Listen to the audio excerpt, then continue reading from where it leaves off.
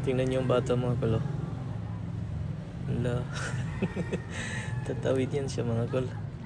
Papunta siya doon sa malaking bangka para mangawil. You know, gamit lang yung isang kamay. Lo. Lo. Lo. Patay ulog. Hindi pa rin sumuko mga kol. Ah. Grabe yung tibay ng batang to. Isang kamay lang yung gamit mga kol. So, grabe yung batang to. Sige, kaya mo yan. Pahinga mo na siya mga kol. Nagpahinga. Tingnan natin kung maalampasan niya to.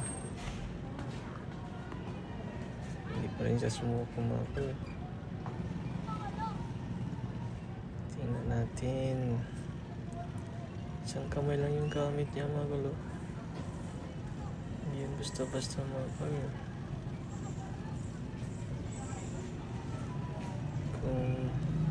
Kung ako niyan mga kol, kanina pa ako siguro nahulog.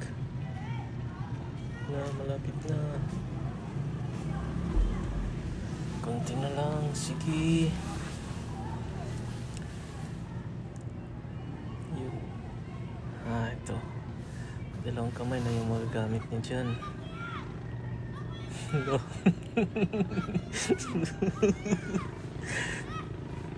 No. Bis dalawang kamay na. Muntik pa mahulog tuloy.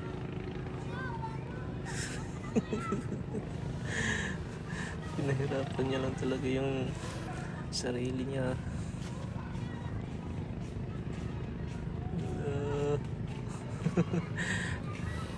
Pero saludo ako sa batang to mga kol, hindi talaga siya sumuko. Lo. Hindi lo.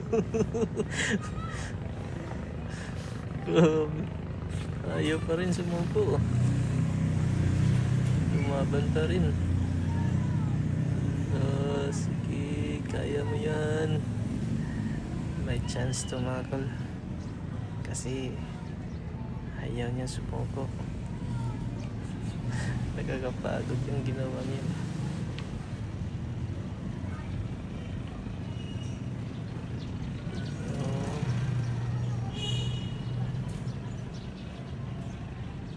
Sige. Malapit na sana oh. Pero ayaw pa rin yung surrender. Chance to lang pa, may chance. Malapit na ito. Konti na lang. Ito. Ito na. Ayun. Abot na niya. Grabe. Tindi ng bata to. Matibay. Hindi talaga sumuko.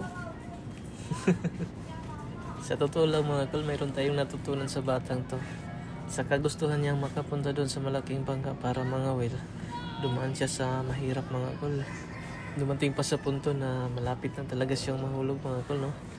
Pero kumapit pa rin siya at hindi talaga siya sumuko.